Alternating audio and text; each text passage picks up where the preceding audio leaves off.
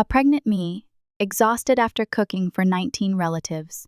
Husband, you're a parasite living off my $9,000 income. Mother-in-law, divorce him. Me, I'll divorce. Next moment, 2 screams echoed. You're nothing but a parasite living off the $9,000 I make every month. My husband's yelling drained the blood from my face in an instant. With that one sentence, the happy days I cherished crumbled like a lie. I clenched my crumbly hands tightly on my lap. In our 3 years of marriage, I had never heard such cruel words. I was 3 months pregnant at the time, but his gaze toward me was cold, as if I were a stranger. That's right, you're just a leech living off my son's hard-earned money. Her voice echoed painfully in my ears. Even as my vision blurred from exhaustion, I had struggled to keep smiling while preparing meals for 19 family members this new year. Not a single person had shown any concern for me as I stood working since morning. Tears welled up as I realized that all the relationships I had built were worth no more than this. Still, I refused to let them see me cry. Ethan suddenly stood up, towering over me. Dinner is terrible, as always, and you embarrassed me in front of everyone again. He slammed his hand on the table. The jolt made me flinch. My heart ached from disappointment in him and pity for myself. Can't afford to get divorced? Then you better start doing housework worth $9,000 a month. As their mocking laughter filled the room, I silently stared at the floor. Maybe if I had handled things better, I could have avoided this situation. Ethan's footsteps approached and stopped right above me. His presence felt heavy, crushing me under its weight. So, what's it going to be? Are you going to keep crawling like a pathetic worm? Or what? His demand for an answer made me quietly close my eyes. From deep within my heart, a small yet firm resolve began to rise. I took a deep breath and turned to face him. My name is Lydia Green, and I'm 28 years old. I'm currently 3 months pregnant. This is my first pregnancy, and each day I'm nervous about the changes in my body. I met my husband a few years ago through a mutual friend. My college friend and I were having lunch when my husband and his friend happened to be at the same restaurant. We ended up eating together, and that's how it all began. During our conversation, I learned he was serious about finding a life partner, even using dating apps and marriage agencies frequently. He wasn't bad looking and worked at a reputable company. I was curious why he was so desperate to find a wife, so I dug deeper. He told me he was looking for someone with high standards who valued family above all else. I grew up surrounded by my parents' love, so I completely understood the importance of valuing family. My mom and dad always respected my opinions and supported me wholeheartedly whenever I needed them. Watching them, I grew up wanting to create the same kind of family. Family is about supporting each other. I had always carried that belief. Ethan, I totally agree with your perspective on family. It's exactly the kind of family I want for myself one day. When I said that, his eyes lit up. Lydia, I've never met someone whose values align with mine so well. Please tell me more. From there, he pursued me earnestly, and we began dating. He was good at his job and fun to talk to. However, even while dating, he often brought up his mother and talked about her endlessly. Still, I knew from the start that he was family-oriented, and I assumed that once we got married, his focus would shift to me and our future children. By the 2nd year of our relationship, we both began to seriously consider marriage. We arranged to meet each other's families, and I was nervous about meeting his mother for the first time. The day of the meeting, I was shown into their family sitting room, and we exchanged greetings before a friendly conversation began. As I had heard, Ethan and his mother Susan were very close, and our conversation proceeded with me joining in on their lively chatter. The atmosphere was pleasant, but the moment Ethan excused himself to use the restroom, Susan's expression changed. Lydia, I heard you plan to become a housewife after you get married. Ethan will be working so hard while you just sit around doing nothing, living completely off my son's income. That's awfully presumptuous of you. Her friendly demeanor from earlier seemed like a mask, replaced by a completely different, hostile expression. Her terrifying gaze froze me in place. Becoming a housewife wasn't my idea, it was Ethan's preference. I'd wanted to work and contribute financially, but Ethan insisted, "I want you to take care of the home. My ideal is coming home to a clean house every day with dinner ready." Just as I was about to explain this to her, Ethan returned at the perfect moment. Immediately, her face transformed again as she cozied up to Ethan. The two of them launched into another lively conversation, leaving me on the sidelines. My parents had always taught me to stand firm in my opinions. That's why her overbearing attitude felt so deeply unsettling. But I decided to hold my tongue, thinking it would only ruin the mood if I spoke up. Susan lived off the inheritance left behind by her late husband. I couldn't understand why she was so against me being a housewife. Perhaps it was the idea of living off her son's earnings that irked her. In any case, it seemed ridiculous to let this jeopardize our marriage. I reassured myself that as long as we didn't live together, I could endure seeing her just a few times a year at family gatherings. Despite my hesitation, I decided to go through with the marriage. Susan had spent years living a carefree life off the inheritance left by her late husband. She was generous with money and used it to control those around her. People weren't friendly with her because they enjoyed her company or felt at ease around her. They stayed on her good side out of fear, worried about the consequences of crossing her. On the surface, she wore a pleasant mask, but behind closed doors, her behavior was downright demonic. Her sense of self-importance had grown over the years. A few months after our wedding, Ethan dropped a bombshell over dinner. "Starting next month, Mom's moving in with us. Hope that's okay?" He said it so casually that I nearly spit out my soup. "What? Why? You never mentioned this. I can't handle that." "You have to tell her no," I desperately protested. I recalled the ugly side of Susan that she had shown me before the wedding. Even now, the thought of living with her made me shudder. There was no way it could work. Mom says she really wants to live with me. She deserves that, doesn't she? She's always been so good to me, so it's time for me to do something for her in return. "How could you be against something like that?" Ethan said this firmly before leaving the table. Left alone, I stared blankly into space, overwhelmed by a sense of despair and unsure of what to do. In times like these, I would usually turn to my parents for advice, but here I was, only a few months into my marriage, already facing such a massive issue. I didn't want to worry my parents, who had been so happy about my marriage, so I resolved to handle this on my own. I thought maybe before the wedding, Susan was just testing me to see what kind of person I was. I tried to stay positive, thinking that Ethan would surely support me if things got tough. And then the day came when Susan moved in. "I've been looking forward to this for months. I'll take whatever room you have, even a storage closet is fine." She greeted Ethan with a sweet, humble demeanor. "Don't be silly, Mom. You'll have the biggest, sunniest guest room in the house. Treat it like your own home, no need to hold back." Watching Ethan respond so gently, I felt a chill run down my spine. Just before Susan arrived, Ethan had taken a call from one of his subordinates and lashed out at them with harsh words. Even as an uninvolved listener, his cold and inconsiderate tone made my chest ache. There was no need for him to speak that way. I frowned quietly to myself, but the moment he saw Susan, he transformed into a completely obedient and sweet son. The stark difference in his behavior was terrifying.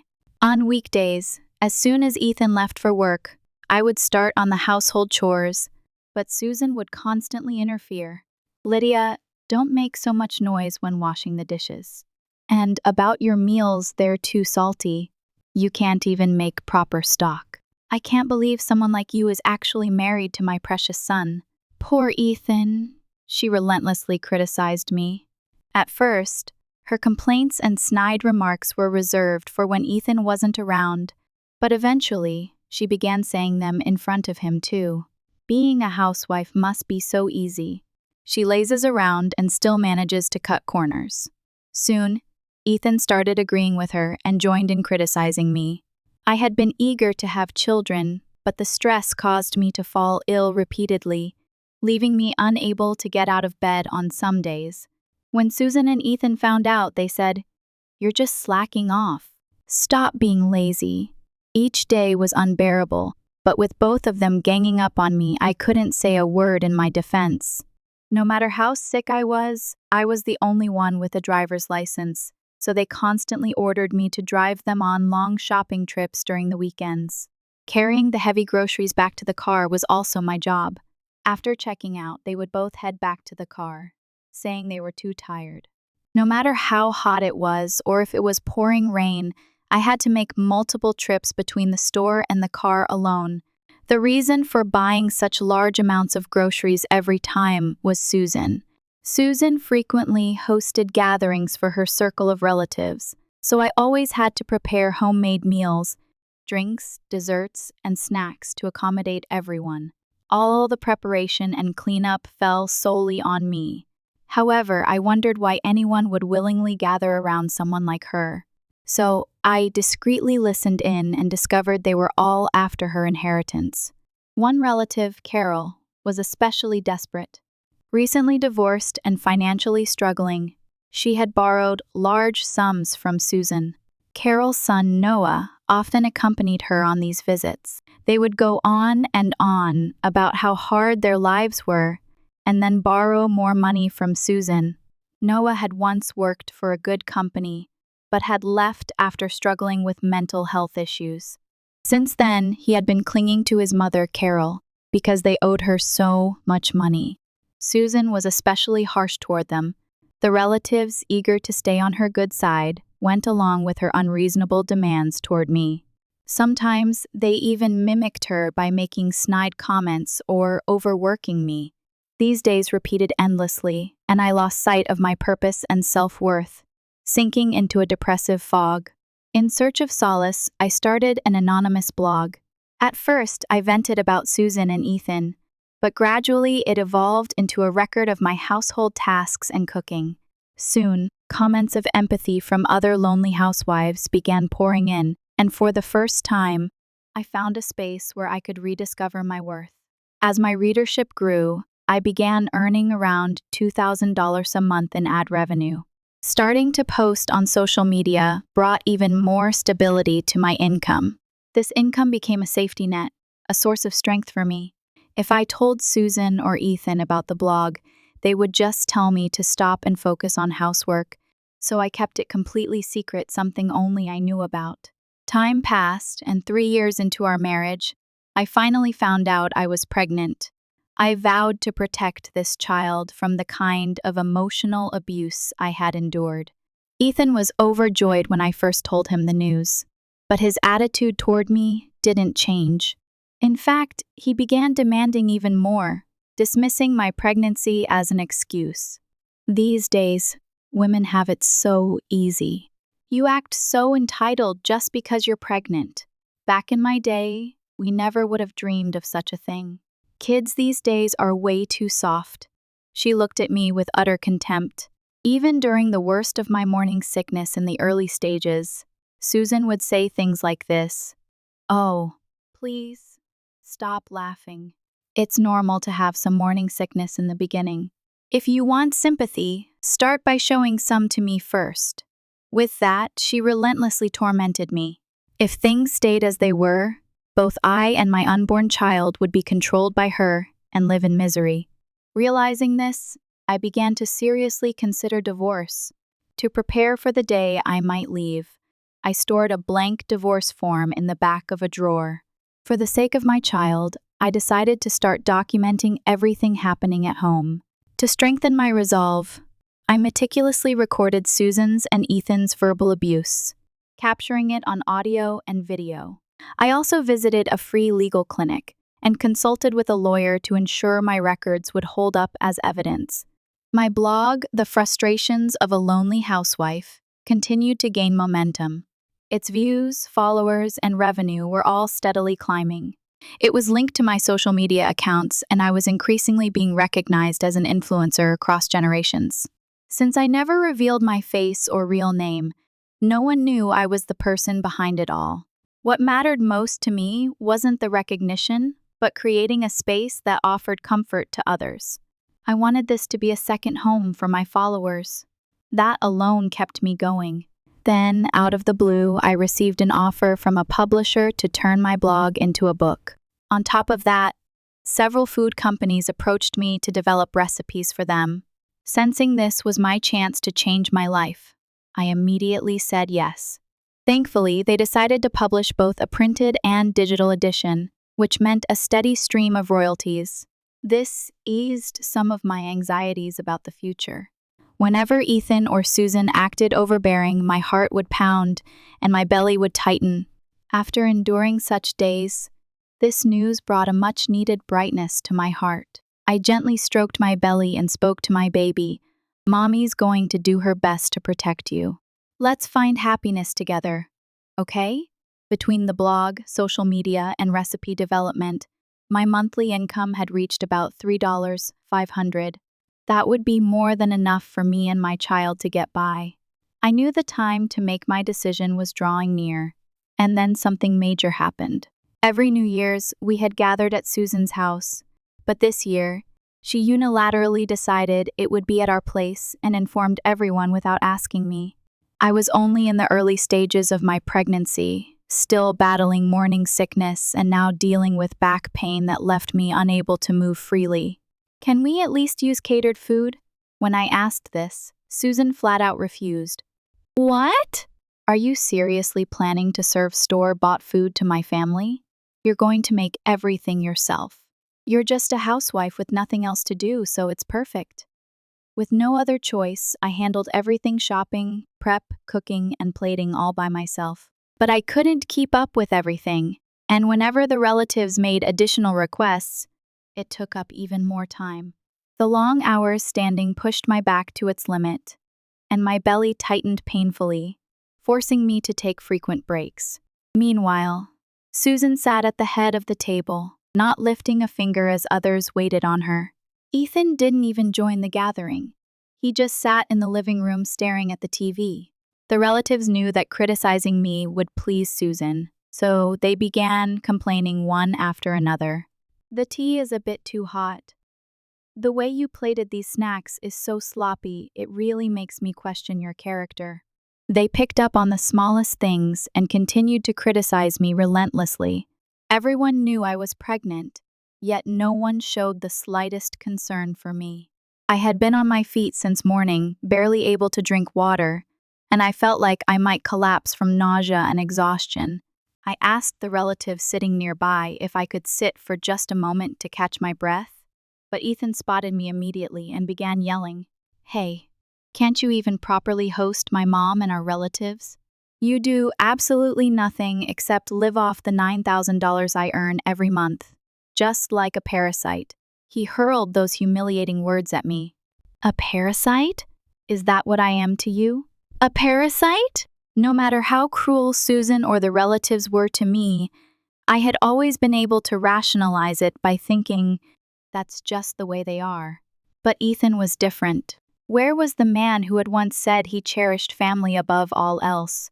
I thought back to the smile on his face when he promised to love and care for me, and tears threatened to spill. But another thought began to form in my mind. No, to him, the only family worth cherishing is his mother. His mother's will was paramount. Always prioritizing her over everything else had led to the words he spoke now. Those words were his true feelings.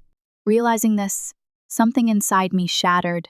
So, the child I'm carrying isn't even part of your family to you, is it? As I sat there in shock, Susan chimed in.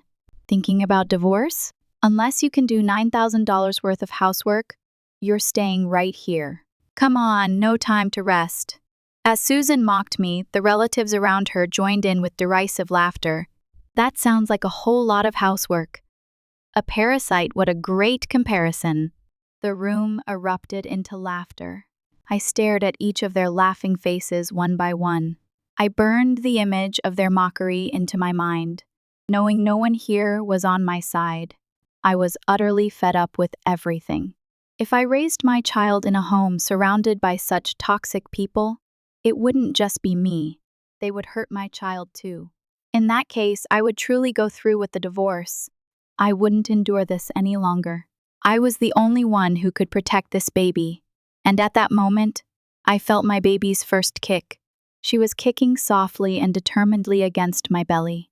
I gently placed my hand on my stomach. This baby is cheering me on in my decision. She's kicking to let me know she's on my side. Even in this house, I wouldn't cry anymore. I stood up straight. All right, I'm filing for divorce. With those words, I turned toward the door to retrieve the divorce papers. In that moment, I felt a weight lift, and my mind was clear and bright. I had finally said it. I was taking the first step out of this hell. As I walked back into the living room, Ethan and Susan, standing by the door, let out startled, guttural sounds. Ouch! What do you think you're doing, useless wife? Now you're slamming doors into us? Unbelievable. They were furious, but I just stared at them with cold, emotionless eyes. It wasn't worth wasting words on either of them. Fear and sadness were nowhere to be found in me anymore. All I could see was the road ahead. I retrieved the divorce papers, filled them out right there, and slammed them down in front of Ethan. Ethan's eyes widened in shock at my bold move. Is this little performance making you feel better? You might think you've accomplished something, but let's face it, there's no way you can survive on your own.